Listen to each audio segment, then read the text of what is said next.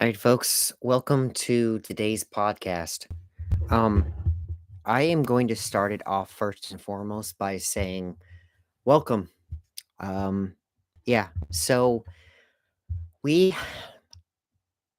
I say we, I always say we because it feels like it's our channel and it is, but I still feel as though like his presence is around me. And sometimes it is, sometimes it's not.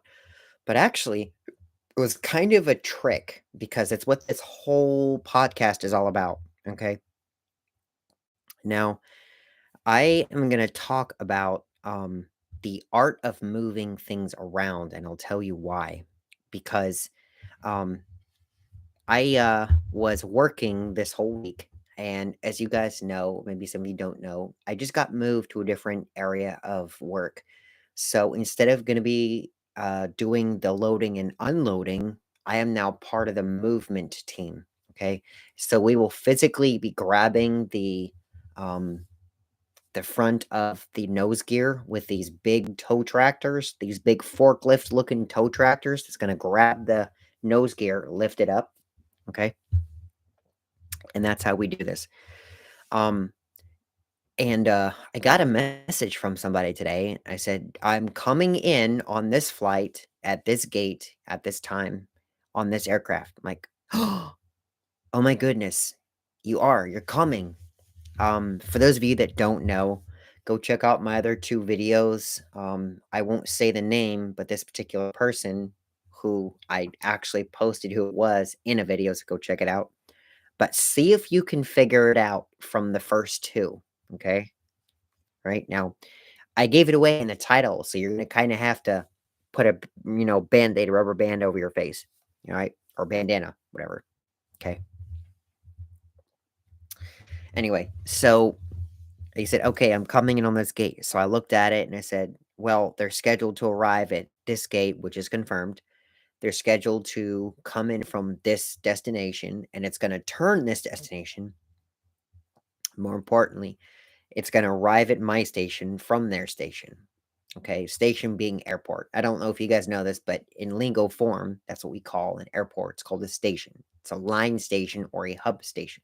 Station being airport. Okay. The one it was coming from was a line station, so I had to make sure and track to make sure it was coming in correctly. So it was getting to be about 3 o'clock, and I went out to the gate side and I looked out there, and there were um, mainline, equipment. There was mainline tractors. There was mainline carts. There was mainline tools, mainline stuff to prepare for the arrival.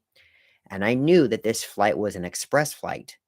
And here I was getting ready, and there was a bunch of commotion going on around those gates. And one of the flights had actually pulled into the flight next to me, right? Because I was down there ramp side. I'm like, okay, so they're going to come in, all the equipment's going to go offload and get ready to, move around after it's offloaded. And then the other team, we have sometimes we have contractors and sometimes we have people that work for the airline themselves, but we all collectively work for one goal and achieve one goal, which is to make sure the plane arrives and departs on time. Okay. But I didn't see none of those guys that were supposed to bring it in. So now I'm panicking. Kinda. I knew that they were around, but um often in times the team does have a radio, and that's what this is on my shoulder. Okay, I don't know if you guys can see it, right? But on my sweatshirt I have this right here, and it's a mic loop. So I typically will wear mine on the back, and I'll put it around and then sit it right here so I can hear the chatter all day all night long.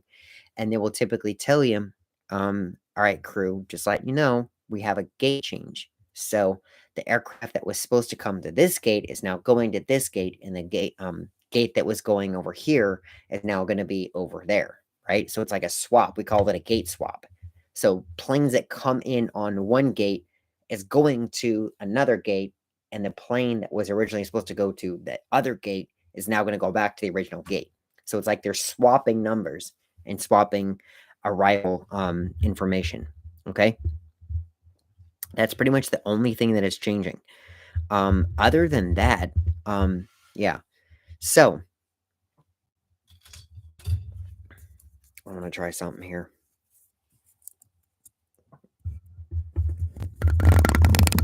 All right, see if that makes a difference.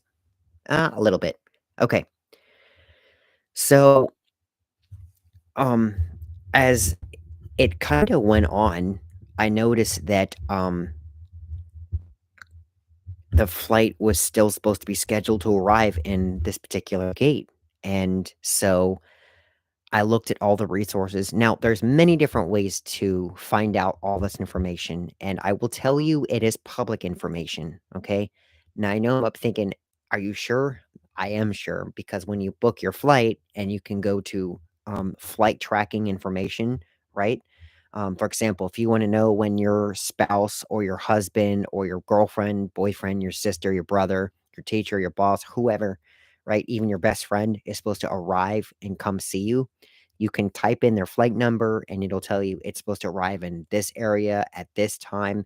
And it'll even tell you often in times where their baggage claim is located. So when they get off the plane, like, hey, come on, let's go pick it up on claim number so and so. Okay.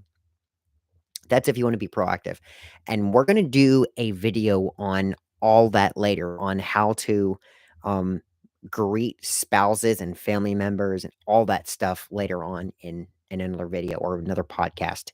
I might do it in a podcast video, so we'll do one podcast for you to listen to it, and then we'll do one video for you to actually see it, okay? Now, disclaimer here, all my podcasts are in video form, so you can go watch them if you'd like, or you can just download them and listen to them. That's the benefit of a podcast, is that you can actually download it onto your iPhone, your iTunes, whatever, and just listen to it. Um, and it's available on YouTube, so you can listen to it on Apple or on Windows, on Samsung, on Android, whatever platform you're running. Okay. As long as you can download it and open up YouTube. And YouTube is a pretty multi platform application. Okay. So, yeah, anyway, I'm ramp side.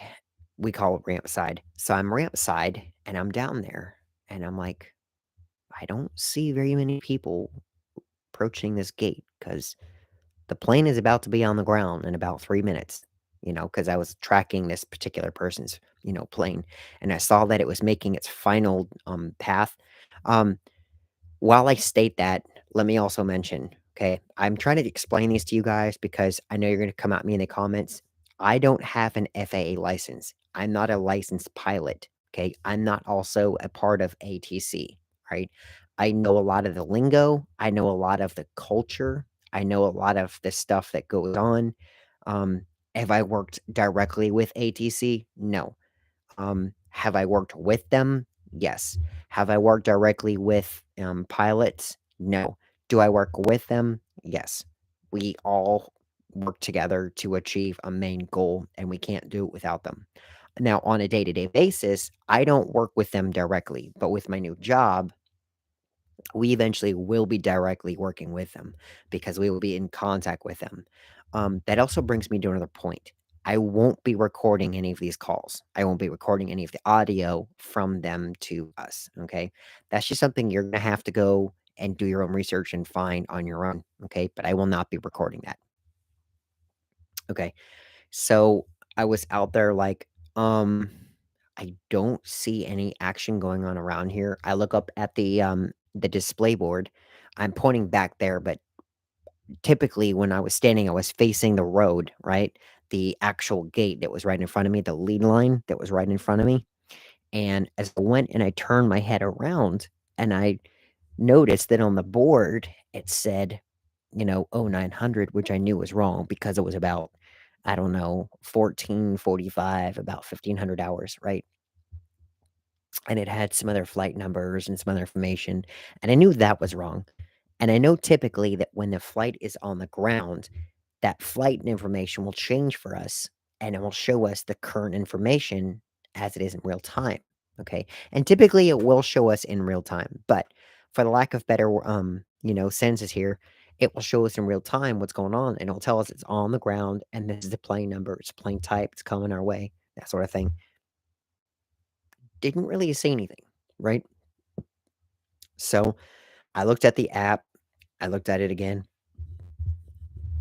I opened up the United app, I opened up the flight tracker app, opened up a couple other, apps that I knew was gonna be at my disposal of my resource, and I didn't see any changes. So, I was a bit startled. And I knew that there were some planes taxiing, I saw some, and sometimes planes will go by our gate and really, really, really, really slow, and that's a dead giveaway clue that they're gonna park into our gate, right? Um, and it's not the same for each airline, but there are a few clues that they'll give to us. For my airline, I'm not gonna speak for every station and for every airline, for every individual, but at our station and our airline specifically, one of the clues and indications that they're parking in the gate, right? And that they're confirmed going to be there and park there is they will typically turn their nose gear off, okay, as they approach the gate. Even at nighttime, they will turn it off because as you guys know, the nose has to approach us nose first, so they will basically blind us with this light. That's one of the reasons they do that. But the second one is to alert us and tell us that that's the one that we gotta park, okay? And you can see it during the daytime, guys. I don't know if you know this, but it's pretty bright, okay? It's not like your regular car light. It's really, really bright. And I don't know if you get the fortunate chance and fortunate ability to be able to see it in some of my videos, but yeah. Anyway, so I saw some of these planes do that, and I'm like, "Are you parking here?" No, they just kept going. So I'm like, "Okay." So that was a dud. So it got closer to when the plane was on the ground, and I checked in, and it said, "Plane is on the ground. It is coming up on this particular runway." And I was like, "All right, I don't see it." And then I get a message from this particular person, and they told me, "All right, I just landed. I can come up on this taxiway. They're moving us here. We're waiting for a aircraft to go by us, and we're going to do it in that basically in that vicinity." Okay.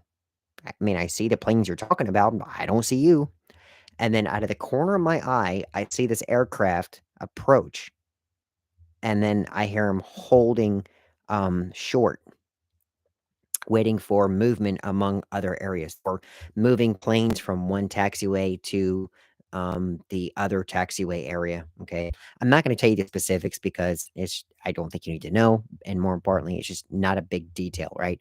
But just understand that they were nose to nose in that direction, and so they had one of them had to hold short, basically hold where they were, and wait for it to move, right? They would had to give way, okay? So the plane that was approaching ended up taxiing away, right? Away to another area. And then the plane that was actually this person's plane taxied right by the gate. And I'm like, okay, so maybe they're going around. Okay. Keep in mind, I was not aware and did not know about this gate change. Okay. And so this is kind of foreshadowing, but this explains the whole thing. And this is why sometimes things can be chaotic. So just stay with me here. Okay. And then it went all the way over by the taxiway on the far end, okay? It's we have think of it like a box, okay? And think of the, front of the box as right in front of me, think of the back of the box as behind me, and think of the sides as the taxiways. Now, in front of me, there's a taxiway, behind me, there's a taxiway on the other side of the terminal, and on the sides, there's a taxiway, okay? Um, Go look at, airport diagrams if you really, really, really wanna know this, okay?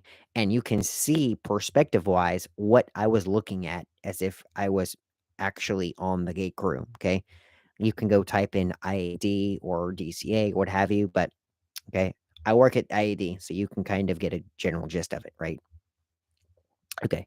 So, it was taxiing over by the taxiway, and it was headed in that direction. I'm like, maybe they're going around. Sometimes the controller has a specific plan in their head mentally, or what have you, and they want to just have them go around because there's going to be some movement around the gates, or around the area, just an unexpected movement that they're not, trying to calculate. They're all trying to get this flow to done smoothly. So, and then I get a message saying, "Okay, now we're going by the other side." And at this point, the place that they're talking about was behind me. And they said, "Okay, now we're going down this taxiway." Okay, now I know you're behind me because the taxiway is located behind me and it's gonna go across behind me. I have a feeling they're moving you. Ah, okay. So this is the art of movement. So they were supposed to have parked right in front of me, but they rerouted this aircraft, not even when it pulled in front of my gate, but it just went right by us, took another route, right? And then went a different way and parked in another spot. Okay. Think of it this way. Imagine yourself getting in your car and going to your grocery store. Picture yourself going to your movie theater. Picture yourself going to a coffee shop. Okay. Now imagine taking that one route you take to get there. Okay. Imagine that route being the plane pulling into its correct gate. Okay. Now imagine there's no parking where the coffee shop is, but you know that there's a shopping center around the corner, just not that far, and there's plenty of spaces to park. But you could walk, right? I mean, it's you could still get there. You could still kind of be there. What do? You go park there, right? Because you can walk, you can get there by other means, but you still have a place to put your car. Okay. Planes are no different. So imagine having to go drive over to that shopping area, parking your car there, getting out, walking over to the coffee shop and enjoying your coffee, and then walking back to your car and then taking that back home. Okay. It's the same thing in the airlines. So what just occurred is it was supposed to park at Starbucks or it was supposed to park at Dunkin' Donuts, but instead it parked over by Best Buy or by Giant Foods or by Ralph's or Albertsons or Target. You get the analogy here, right? Eventually it would have gotten back to Starbucks, but it's just in a different location, right? So yeah, that's what ended up happening today. And that's the whole podcast that I wanted to share with you guys today. And that's the whole reason that moves occur. Um, Often in times we have gate changes. We have planes that pull into gates that we didn't expect because it was supposed to park at a different gate, and it will actually do a reversal, like an Uno reverse card, like Uno reverse, right? So that's the art of it. That's the art of planes changing gates. All right. I'm gonna go ahead and cut this podcast for you guys tonight. I just wanted to explain that small little story and explain why changing gates can be effective and sometimes do occur. I know it's a minor inconvenience, but it actually allows the flow of operation to go effectively, all things being considered. Now, in a perfect world, those would never exist, but the world as we know it is not 100% perfect. I mean, can we be real with each other? Can we be honest? Can we be on the same page? We don't have a perfect world, right? But we have a world that's livable. We have a world that is workable. We have a world that is manageable, right? It's the same thing. So we just do the best we can, and sometimes we need those gate changes to occur for things to go smoothly. Otherwise, chaos would ensue. Literally. All right, guys, I'm going to end the live stream. Thank you guys very much. You guys want to do it with me tonight? Here we go. I'm Sean. I'm the Toga brother. I'm out. Thank you guys for watching.